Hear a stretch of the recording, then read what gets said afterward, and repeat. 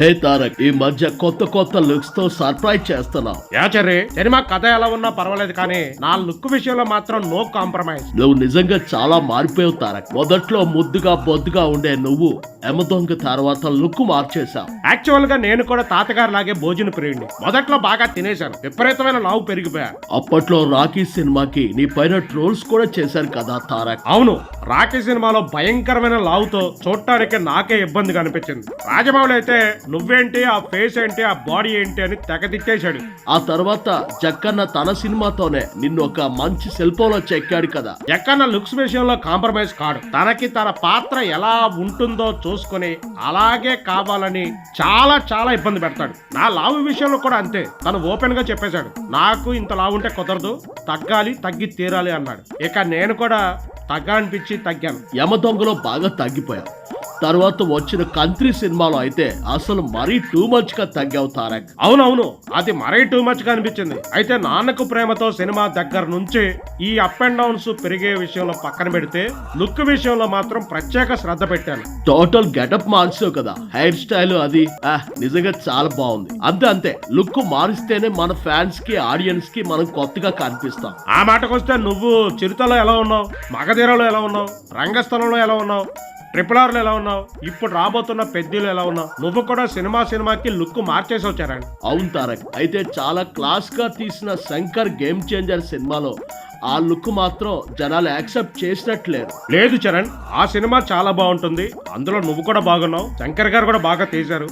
కాకపోతే కొంతమంది కావాలని సినిమాని డౌన్ చేయాలని చేశారు, ట్రోల్స్ చేశారు. అది బ్యాడ్ లక్ అంతే. ఏమో తారక్, నన్నైతే మంచి మాస్ రగ్గుల్ లుక్ లోనే ఆడియన్స్ యాక్సెప్ట్ చేస్తున్నారేమో అనిపిస్తుంది. మరి ట్రిపుల్ ఆర్ లో నీ క్లాస్ లుక్ ఎలా ఉంటుంది? ఆ పోలీస్ ఆఫీస్ పాత్రలో, అలాగే లాస్ట్ లో వచ్చిన సీతారామరాజు క్యారెక్టర్ లో ఎలా ఉన్నావు?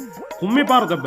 నువ్వు క్లాస్ గా ఉన్నా మాస్ గా ఉన్నా బాగుంటావు చరణ్. సరే, ఇప్పుడు నువ్వు చేయబోతున్న ప్రశాంత్ నీల్ సినిమాలో లేటెస్ట్ లుక్ అదిరిపోయింది. ఫస్ట్ లో సన్నగా గడ్డంతో కనిపించినప్పుడు తారక్ కి హెల్త్ బాలేదేమో అనుకున్నా, కానీ ఇప్పుడు రీసెంట్ గా నువ్వు రిలీజ్ చేసిన లుక్ మాత్రం అదిరిపోయింది. అదే చరణ్, మనం మీడియాలో వచ్చే ప్రతిదానికి రియాక్ట్ అవ్వలేం కదా. మనం సినిమా కోసం ఎంత కష్టపడతామో మనకు తెలుసు. సో సినిమా రిలీజ్ అయ్యే లోపు రకరకాల పుకార్లు, మాటలు ఎన్ని వస్తూ ఉంటాయి. అన్నిటికీ స్పందిస్తూ మనం ఉండలేం. కరెక్టే తారక్, కానీ ఈలోపే సోషల్ మీడియాలో ఇష్టం వచ్చినట్టు వాగేస్తూ ఏదేదో చేస్తున్నారు. ఈ ఫ్యాన్ వార్ అనేది మధ్య బాగా ఎక్కువైపోయింది. అసలు అవన్నీ మనం పట్టించుకుంటే ఇక వేస్ట్. మన పని మనం చేసుకుంటే వెళ్ళిపోవడమే. సినిమా బాగుంటే నిర్మాతకి డబ్బులు వస్తాయి, బాగపోతే నష్టపోతాడు. మనకంటావా, సినిమా ఆడినా ఆడకపోయినా మన ఇమేజ్కి ఏ ప్రాబ్లం ఉండదు. అది నీకైనా నాకైనా మనోళ్ళు ఎవరికైనా సరే. బాగా చెప్పావు తారక్. ఈ ఫ్యాన్స్ తో పెద్ద తలనొప్పి అయిపోయింది. అంటే అందరూ కాదు, కొంతమంది దురాభిమానులే మనసుల్ని గాయపరుస్తున్నారు.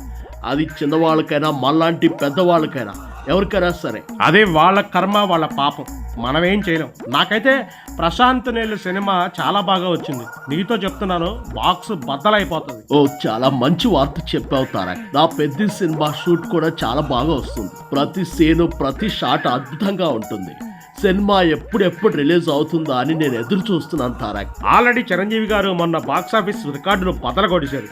ఇక తర్వాత నువ్వు నేను కొత్త రికార్డు క్రియేట్ చేయడమే. తప్పకుండా తారక్, నువ్వు మాత్రం సినిమాకి కొత్త లుక్స్ తో మమ్మల్ని మెస్ప్రైజ్ చేయాలి. నువ్వు కూడా అంతే, పెద్దలో మామూలుగా లేవు, కుమ్మి పారేసావు. సరే, చాలా టైం అయింది, మళ్ళీ మనం కలుద్దాం. ఉంటాను, take care, bye bye. Bye bye Tarak, bye bye.